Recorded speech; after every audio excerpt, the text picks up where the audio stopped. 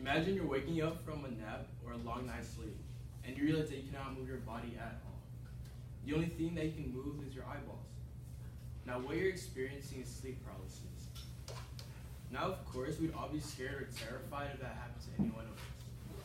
But maybe some of you have already experienced it and wondering what happened to you, or some of you just want to know what sleep paralysis is. I have experienced sleep paralysis before and have done extensive research on it. Wait, time out. Who's critiquing me? I do. Should I start that over? Keep going. Oh, shit. Of course, people know that sleep paralysis is, but they don't fully understand what it is. In my speech, I'm going to go over what sleep paralysis is, what causes it, and how to prevent it from happening. Now, sleep paralysis is a brief, at least 1 to 2 minute inability to move or talk while falling asleep or waking up on.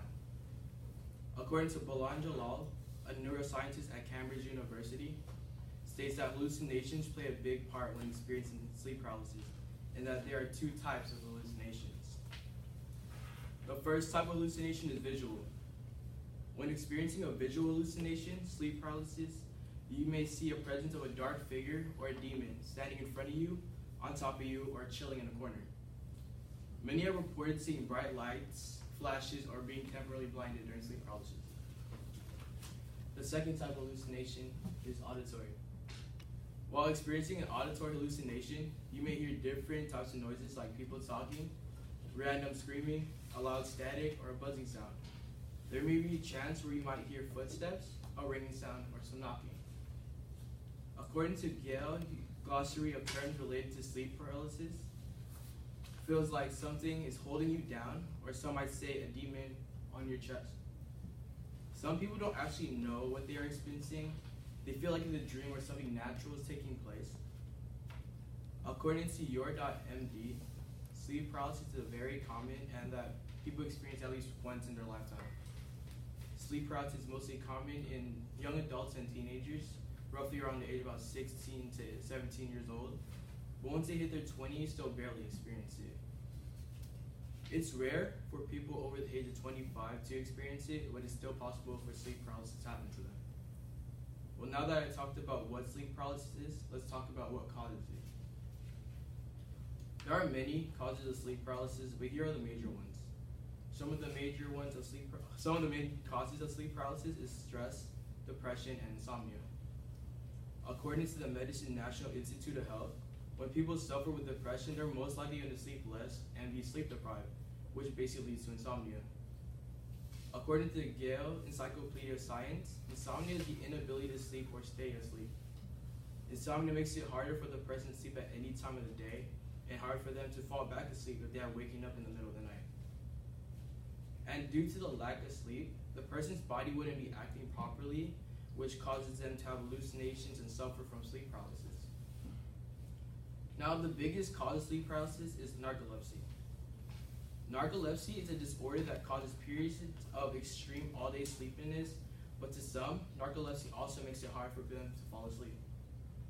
According to Gale's sleep disorder sourcebook, sleep paralysis is one of the symptoms of narcolepsy. People who suffer with narcolepsy will have sudden attacks of sleep throughout the day that last about a second to an hour, and they will or might experience sleep paralysis during that time period. Now that I discussed what causes sleep paralysis, I will now discuss about how to prevent it. Through extensive research, researchers still hasn't been able to find a cure for sleep paralysis, but there are alternative ways to at least shorten it or pause it from ever happening to you.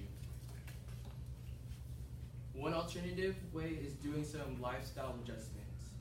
So according to the Gale Encyclopedia of Mental Health, people with narcolepsy should take regular naps throughout the day so that it can boost up their alertness and wakefulness. Basically, it can happen to anyone else, but yeah. It's best to not drink any coffee or anything caffeinated, especially at night, so it doesn't keep you up and make it hard for you to fall asleep. But also, training the body to manage the symptoms of sleep paralysis is another way to prevent it.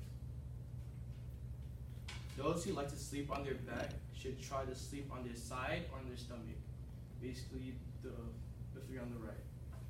And since stress is another way to cause sleep paralysis, it's best to not stress too much and find a way to resolve your stress, like talking to people or like fighting. Or like not fighting. If you're still having problems with sleep paralysis, you should talk to your doctor to see what is happening and what you can do about it.